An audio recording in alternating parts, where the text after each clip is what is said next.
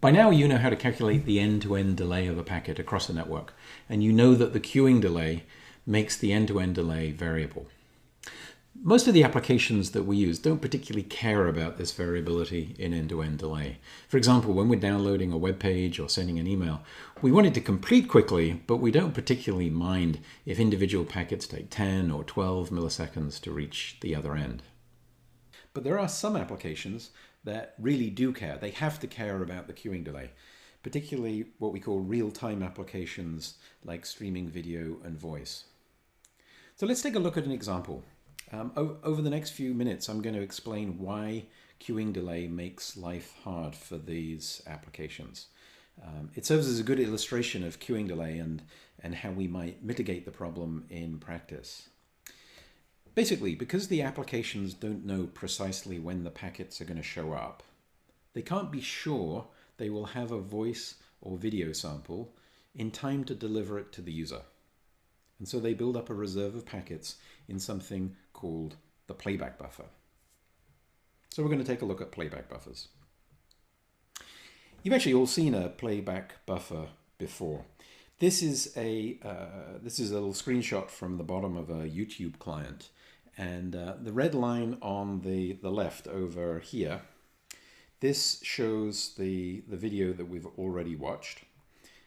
This here is the point of playback. This dot shows where we've got to.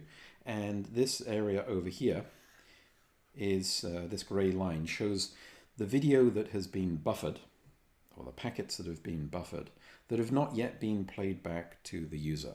And this is the part that we're going to be interested in. This here is the playback buffer.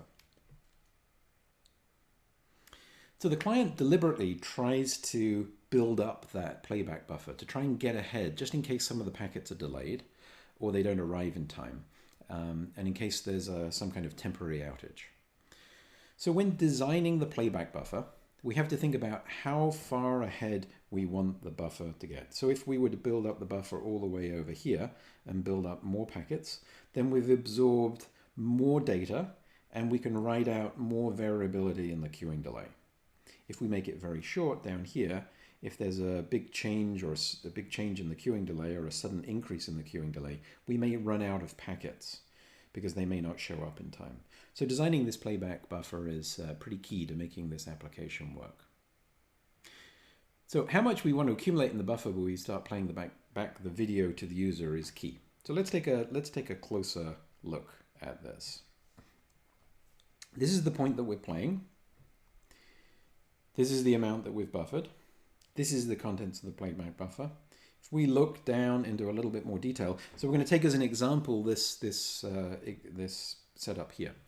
So imagine we're watching a YouTube video on the laptop on the right, so over here, and it's streaming video from the server, the YouTube server on the left over here.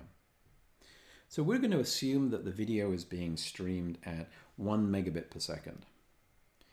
Now this is just a made up number. There's all sorts of rates that it could be streamed at. This is just going to make it easy for us to think about. And it's going to pass through several routers along the path, 1, 2, and 3 on the figure here, but it could be many more than that. It'd be very common for our packets to go through 10 or 15 routers on the path from YouTube to our client. And the thing that we're going to be concerned most about is the queuing delay here.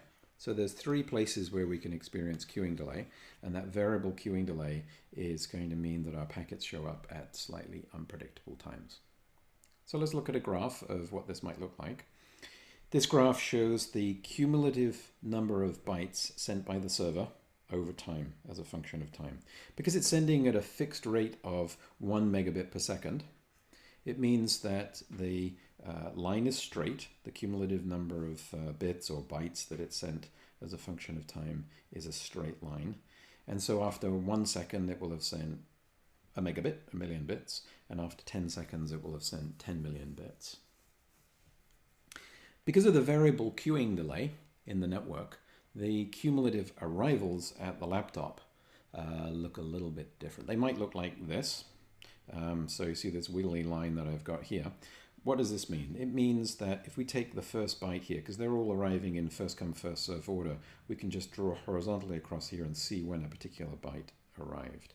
So this one arrived here after that delay. So the x-axis is going to tell you how long that particular that particular byte took to get there. Notice I'm saying bits and bytes.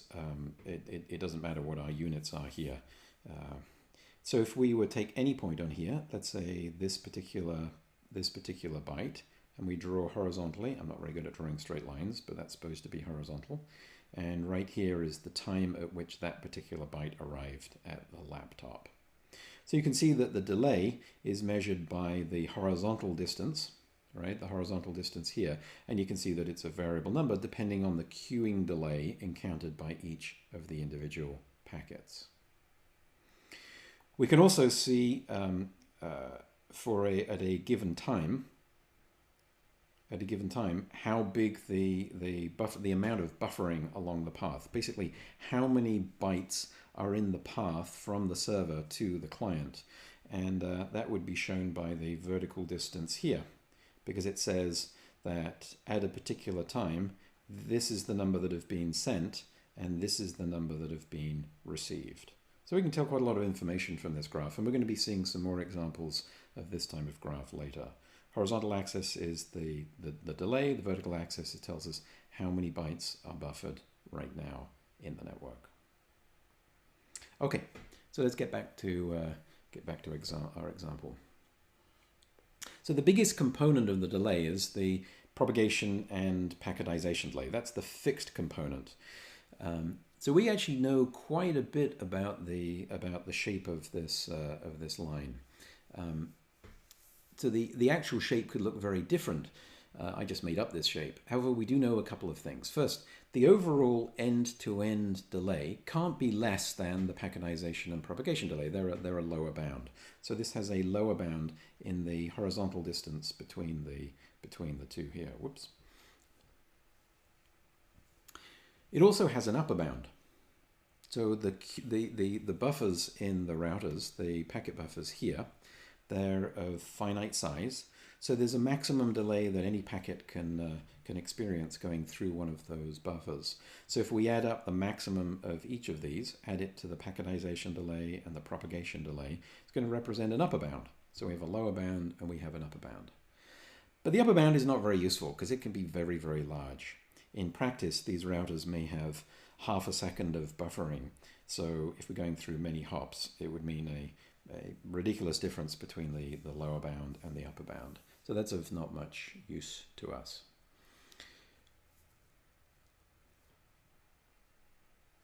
We also know that the cumulative arrivals on the right-hand side are non-decreasing. In other words, this value is always increasing because it's the cumulative number of bytes, and obviously we can't have a negative number of bytes show up.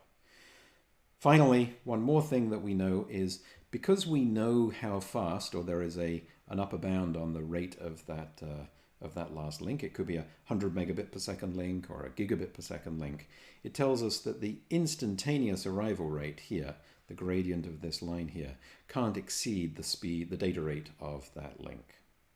Okay, so with all of those caveats, let's look at what the client actually needs to do to make all of this work. So this red line here shows the playback rate of the video to the user. So this, what this tells us is that at this time here, it's playing back the first byte that was sent by the server, which is of course the first byte received by the receiver. So if at any point we take a horizontal line across here, it will tell us the time that a particular byte was sent, received, and then played back. What that means is that the horizontal distance here tells us, so for example, in the horizontal distance here tells us how long a particular byte has been buffered. So at any one time, we can tell how long it sat in the playback buffer before it was played back to the receiver. We also know how many bytes there are in the playback buffer. It's the vertical distance here at any one time. it tells us what the occupancy of the playback buffer is. So we can see that the playback buffer was very small to start with. It accumulates, it accumulates, it accumulates, gets to a very large value here. It then gets smaller as we fall behind. As we fall behind, fall behind, fall behind. Almost goes empty here. We're very lucky that there must have been some bytes that showed up late. We just avoided underrunning the buffer, and then at some time we built up a little bit more, etc. as we go up here. Okay, so we're playing back at a constant 1 megabits per second. That's what's being played back to the user.